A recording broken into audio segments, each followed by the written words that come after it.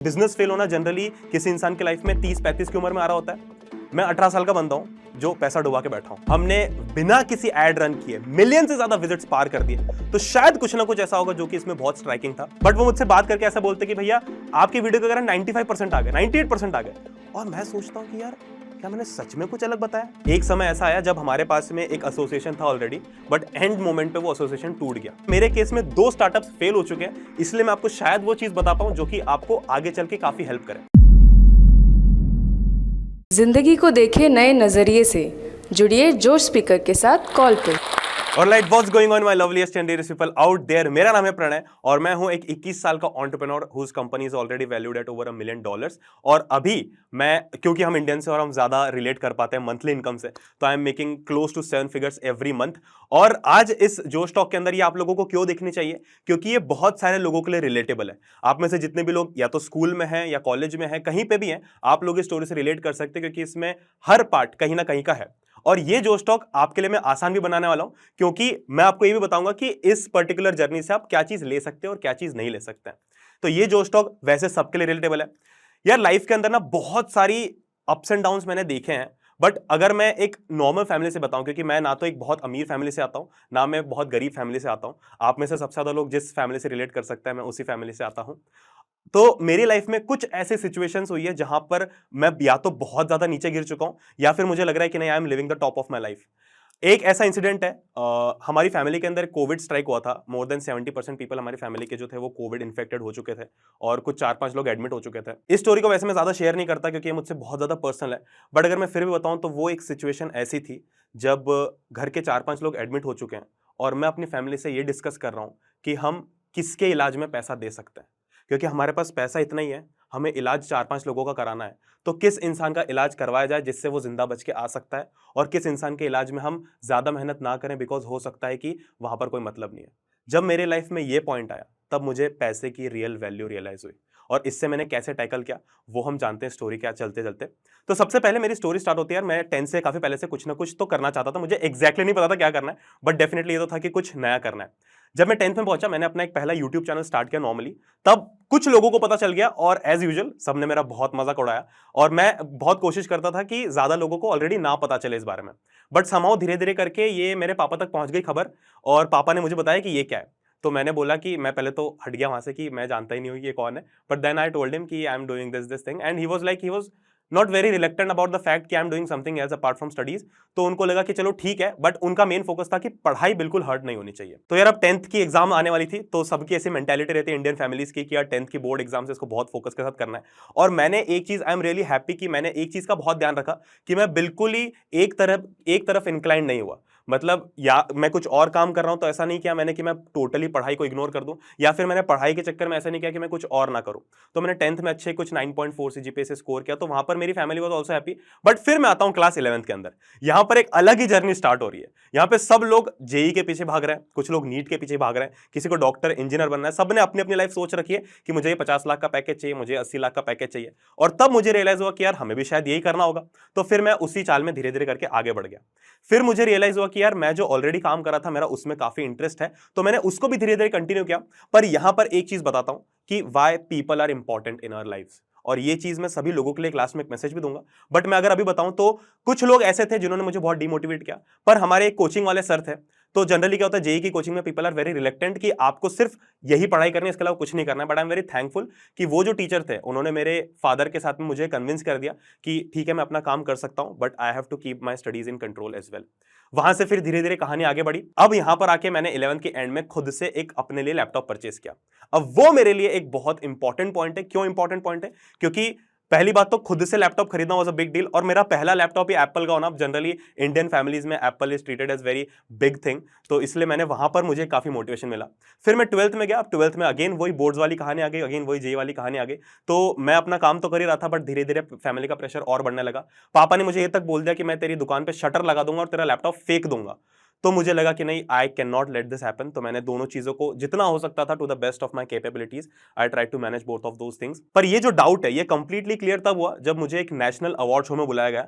मैं अपने पापा के साथ ऑल द वे विजयवाड़ा तक गया और वो आंध्र प्रदेश गवर्नमेंट ने ऑर्गेनाइज किया था। और तब पापा को जब ये रियलाइज हुआ कि हमारे साथ में सबसे बड़े बड़े एक्टर्स बैठे हैं इंडस्ट्री के, हमारे साथ में करीना कपूर है, शी सिटिंग बिसाइड्स अस, हमारे साथ में समंता अक्किनेनी है, तब पापा को रियलाइज हुआ कि यार ये चीज जो है this may be the future. क्योंकि अगर हम इतने बड़े बड़े लोगों के साथ बैठे हैं तो शायद ये चीज आगे चल के अच्छी हो सकती है। पर ये स्टोरी की एक और मैं अगर आपको बात बताऊं, खास बात वो ये है कि यहां पर सिर्फ अप्स नहीं है, यहां पर डाउन्स भी हैं। क्योंकि लोग बोल तो देते कि मेरी स्टार्टअप जर्नी ऐसी रही है, पर किसी का भी स्टार्टअप फेल हुआ नहीं रहता है। जनरली ऐसा होता है कि पहला स्टार्टअप या तो सक्सीड हो गया हो, पर मेरे केस में 2 स्टार्टअप्स फेल हो चुके हैं। इसलिए मैं आपको शायद वो चीज बता पाऊं जो कि आपको आगे चल के काफी हेल्प करे। अब यहां पर जब वो अवार्ड हमने जीता तब मुझे बहुत ज्यादा कवरेज मिला। तब मेरे स्कूल के अंदर जो मेरे जूनियर्स थे उन्होंने अपने चैनल बनाना स्टार्ट कर दिए मुझसे इंस्पायर होकर। और जो लोग मुझ पे हंस रहे होते थे वो अब हंसने नहीं लगे, वो अब थोड़ी स्माइल करने लग गए थे देख के। तो मुझे वो चीज देख के बड़ा अच्छा लगा। अब उसके बाद में जर्नी आती है कॉलेज की। जब मैं कॉलेज में गया तब मैंने एक नया स्टार्टअप खोला अपना। वो एक अपैरेल स्टार्टअप था, बट उसके अंदर मैंने अपनी जितनी सेविंग्स थी 1 सवा 1.5 लाख रुपए वो पूरी की पूरी लगाई और वो डूब गई। और तब मुझे लगा कि फेल भी हो सकता है। मतलब आप ऊपर जाके नीचे भी गिर सकते हो, आपने जो पैसा कमाया है वो खत्म भी हो सकता है। और ये चीज जब मेरे दिमाग में आई तब मुझे लगा कि यार इसको मैं एक कंस्ट्रक्टिव तरीके से लूंगा। बिकॉज जो चीज यानी कि बिजनेस फेल होना जनरली किसी इंसान की लाइफ में 30-35 की उम्र में आ रहा होता है। मैं 18 साल का बंदा हूं जो पैसा डुबा के बैठा हूं, तो शायद ये चीज मेरी लाइफ में पहले आ गई तो इसका एक बहुत अच्छा मैसेज हो सकता है। तो फिर धीरे धीरे चीजें आगे बढ़ने लगी। अब फिर आया कोविड का टाइम। अब जो एक्चुअल स्टार्टअप जिसकी मैं बात कर रहा हूं आपसे, जो अप्स एंड डाउन्स के बाद में बना है, इतनी मेहनत के बाद में बना है, उसकी अब यहां से कहानी स्टार्ट होती है। अब आई हमारा कोविड की कहानी। अब कोविड जैसे ही स्टार्ट हुआ लॉकडाउन लग गया। जब लॉकडाउन लगा तो मेरा एक बहुत क्लोज फ्रेंड है अथर्व, जिसको सब लोगों को पता ही ऑलरेडी, वो ही happens to be my co-founder as well. अब वो मेरा चाइल्डहुड फ्रेंड है, हम कुछ कुछ बातें करते रहते थे। बट यहां पर एक और सीख मैं आपको छोटी सी देना चाहता हूं कि जनरली हमको एज इंडियन मेंटालिटी ऐसा लगता है कि यार मैं बिजनेस अकेला ही कर लूंगा, मैं क्यों शेयर दूं किसी और को, मैं क्यों किसी और के साथ काम करूं। पर वहां पर मुझे रियलाइज हुआ कि इसका पहला वाला स्टार्टअप शायद मेरा इसलिए फेल हुआ होगा क्योंकि मैंने अकेले करने की कोशिश की। यहां पर जब मैं अथर्व के साथ जुड़ा, हमने सोचा कि हम एक अच्छा प्लेटफॉर्म बनाते हैं। तब हमने मात्र 2,000 रुपए जुटाए क्योंकि उसकी फाइनेंशियल कंडीशन भी खराब है। कोविड के टाइम पे हमारा भी जो काम था वो नहीं चल पा रहा था, तो हमारी फैमिली की फाइनेंशियल कंडीशन भी खराब थी। अब हमने 2,000 रुपए इकट्ठा किया और जैसे तैसे करके एक वेबसाइट बने वर्डप्रेस पे। अब यहां जो मेरा पिछला स्टार्टअप फेल हुआ था वहां की वेबसाइट बनाने की लर्निंग यहां पे काम आ गई। तो इसलिए मैं बड़ा खुश था कि चलो अपन ने वेबसाइट बना दी। अब जब वो वेबसाइट बनी धीरे धीरे लोगों ने उसको देखना चालू किया। हमने यूट्यूब अथर्व के चैनल के थ्रू उस वेबसाइट को प्रमोट करना चालू किया। फिर हमें रियलाइज हुआ कि नहीं, इसके और लोगों को जरूरत है। तब हमने इस चीज का ध्यान रखा कि हर एक 9th 10th 11th 12th का बच्चा जिसकी शायद फाइनेंशियल कंडीशन अच्छी ना हो, उसको इंडिया का सबसे बेस्ट क्वालिटी मटेरियल मिले, सबसे बेस्ट क्वालिटी कंटेंट मिले पढ़ने के लिए, ताकि ये चीज से वो रुक ना पाए। इसलिए हमने लेजिट रात रात भर बैठ के लिखना, हाथ से लिखे हमने कंटेंट, ताकि उसको वो फील आ पाए कि हाँ भाई हैंड रिटन कंटेंट है, तो ज्यादा रिलेट कर पाए। हमारा स्टार्टअप जब हमने इसके बाद में और चैनल स्टार्ट किए तो इस स्टार्टअप की वाइब ही ऐसी रखी हमने कि ये एक भाई या फिर एक बड़ी बहन या बड़ी भैया टाइप की वाइब ज्यादा दे, रादर देन किसी एडुकेटर की वाइब से ज्यादा। फिर धीरे धीरे चीजें आगे बढ़ने लगी। अब इसके बाद में धीरे धीरे करके इसकी रीच बढ़ने लगी। हमने बिना किसी एड रन किए मिलियन से ज्यादा विजिट्स पार कर दिए। तो शायद कुछ ना कुछ ऐसा होगा जो कि इसमें बहुत स्ट्राइकिंग था।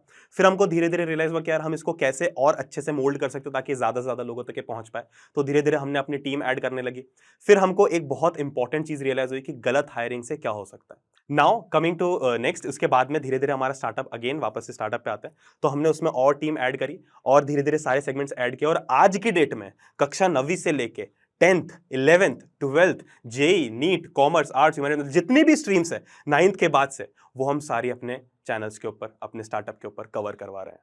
और ये चीज मुझे बोलते हुए बहुत खुशी मिलती है क्योंकि हमने बहुत जीरो से स्टार्ट किया था, मात्र 2,000 रुपए से स्टार्ट किया था और आज हम इतनी सारी लाइव्स को इंपैक्ट कर रहे हैं। अब अगर हम बात करें तो यार पढ़ले में और हम में ऐसा क्या अलग था, मतलब क्यों इतने सारे लोग यहाँ आए। वैसे तो बहुत सारे चैनल्स खुलते हैं, बट हमारे चैनल के ऊपर या हमारे स्टार्टअप के ऊपर ऐसा अटेंशन क्यों आया।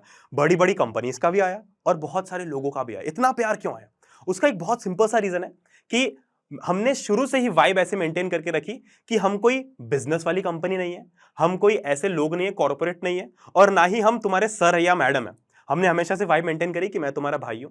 और जनरली मैं वीडियोस के अंदर बहुत फ्रीली ये बोल देता हूं कि मुझे एग्जैक्टली पता है कि तुम्हारे लाइफ में क्या प्रॉब्लम है, मुझे एग्जैक्टली पता है कि आप कहां अटक रहे हो, आपकी फैमिली के साथ क्या इश्यूज है, आपके दोस्तों के साथ क्या इश्यूज है, जो कि शायद कोई सर या मैडम एड्रेस नहीं कर पाते हैं, बच्चों से रिलेट नहीं कर पाते हैं। मुझसे बहुत अच्छे से रिलेट इसलिए करते हैं, मैं जब मिलता भी हूं, कई बार ऐसा होता है कि मैं मॉल में जा रहा होता हूं तो काफी सारे बच्चे मुझे रिकॉग्नाइज कर लेते, तो ये मेरे लिए अगेन बहुत अच्छी खुशी की बात होती है। आज इस वक्त पे हमारा जो स्टार्टअप है पढ़ ले, उसकी वैल्यूएशन ऑलरेडी $1 मिलियन के ऊपर हो चुकी है।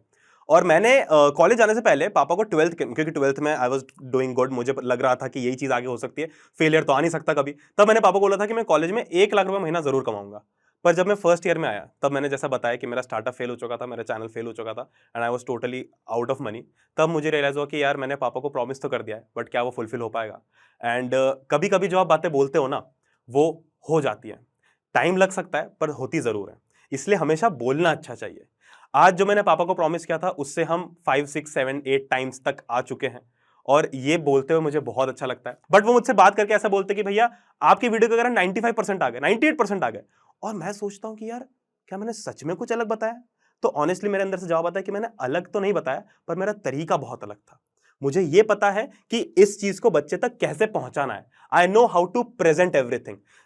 किताबें तो दुनिया में वही पढ़ी हैं, चीजें वहीं से आती हैं, पर अगर आपको यह पता है कि आप निकाल के उसमें से कैसे प्रेजेंट कर दो, और ये सीख सबके लिए, ना सिर्फ एजुकेटर्स के लिए बट इन जनरल भी, आप अगर बिजनेसमैन हो, आप अगर नॉर्मल जॉब भी कर रहे हो, कुछ भी कर रहे हो, बट अगर आपको किसी चीज में से निकाल के समझाना आ गया तो उससे बड़ी कोई चीज नहीं होती है। और इसीलिए इतने सारे लोग आए हमारे प्लेटफॉर्म के ऊपर जुड़े, और इसीलिए सारे लोगों को वो वाइब आती है। आज भी लोग मुझे प्रणय सर नहीं बोलते, मुझे प्रणय भैया के नाम से ही जानते हैं। अब ये सब चल रहा था, और इसी के साथ में एक और बहुत इंपॉर्टेंट चीज मेरे लिए पर्सनल लेवल पे हुई कि बीबीसी वर्ल्ड न्यूज जो चैनल है टीवी के ऊपर, अब यार जनरली अगेन टीवी पे आना एक बहुत बड़ी बात होती है, और वो भी एक वर्ल्ड चैनल पे टेलीकास्ट होना जो कि पूरी दुनिया देख रही है, पूरी दुनिया उस न्यूज चैनल को देख रही है, वहां पर आना एक और बड़ी बात होती है। तो मेरे पेरेंट्स को, मेरी फैमिली को वो चीज बहुत अच्छी लगी। अनफॉर्चुनेटली कोविड में वी लॉस्ट 2 पीपल जो कि इसे ना नहीं देख पाए, जो शूटिंग के टाइम पे थे, पर मुझे ऐसा लगा कि शायद वो देख पाते तो बहुत अच्छा होता। बट मैं इस चीज को मोटिवेशनल तरीके से देखता हूं कि यार उनका शायद आशीर्वाद रह रहा हो या जो भी हो, तो उसको मैं और आगे लेके जाऊं, और शायद किसी दिन वो देखें इसको तो उन्हें बहुत अच्छा लगे। अब यार ये जो पढ़ने की जर्नी है, इसमें हमेशा अप्स एंड डाउन्स तो आते ही रहे, बट कई बार ऐसा भी हुआ कि वी आर टोटली ब्लैंक। एक समय ऐसा आया जब हमारे पास में एक एसोसिएशन था ऑलरेडी, बट एंड मोमेंट पे वो एसोसिएशन टूट गया किसी रीजन से। अब we were like totally blank. मैं और अथर्व ऐसे हो गए थे कि अब हम टीम एक्सपेंसेस कैसे निकालेंगे, अभी हम हमारे खर्चे कैसे निकालेंगे, सब कुछ हम कैसे निकालेंगे। तब हम दोनों ने मिलकर सोचा कि यार जो स्टार्ट किया है उसको तो करना है, ठीक है, और लोगों की हेल्प अगर हम कर रहे हैं, या जितने भी बच्चे हमसे जुड़े हुए, जितने भी लोगों का प्यार है, उसको हम ऐसे तो जाने नहीं देंगे।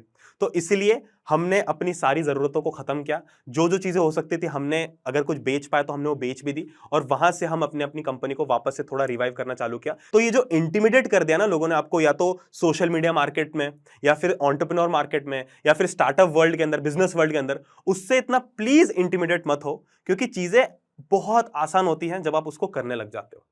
सोचने में मुश्किल होती है, करने में आसान होती है। इसलिए मेरा एक छोटा सा मैसेज है कि स्टार्ट टुडे। हेलो दोस्तों, मैं हूं प्रणय, और जो स्टॉक्स के साथ मिलकर एक मैसेज देना चाहता हूं कि अगर आप अपनी जिंदगी में आगे बढ़ना चाहते हैं तो जुड़े मेरे साथ एक कॉल और सेमिनार पे। मुझसे जुड़ने के लिए नीचे दी गई लिंक को क्लिक करें और जोश बीवी ऐप को डाउनलोड करें।